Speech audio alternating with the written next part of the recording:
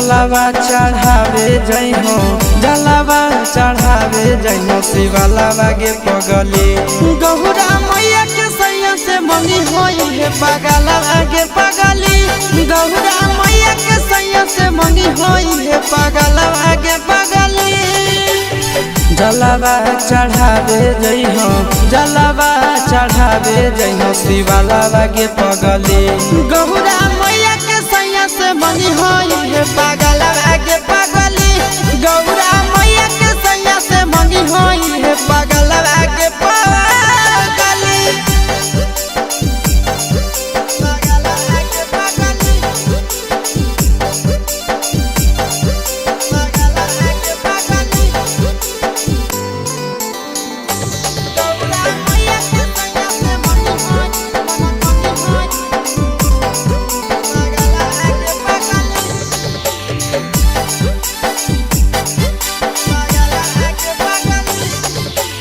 सावन में कदी है भोले बाबा के ढायनावा।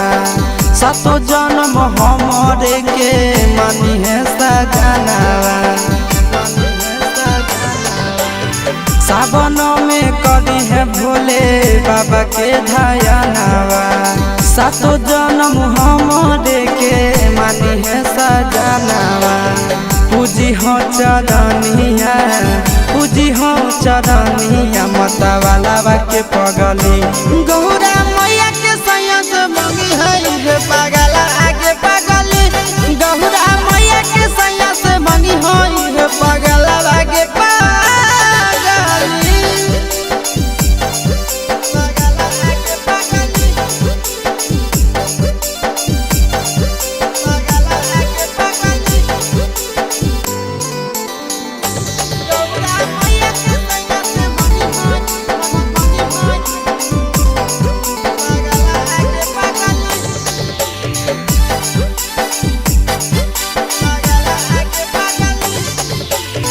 सावन के पहिला सोमारी भूखल रही हो।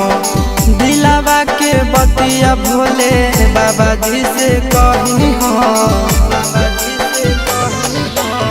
सावन के पहिला सोमारी भूखल रही हो। दिलावा के बतिया भोले बाबा जी से कही हो। बतिया चिंटू आशीष के बतिया तू रखी हो खाया लावा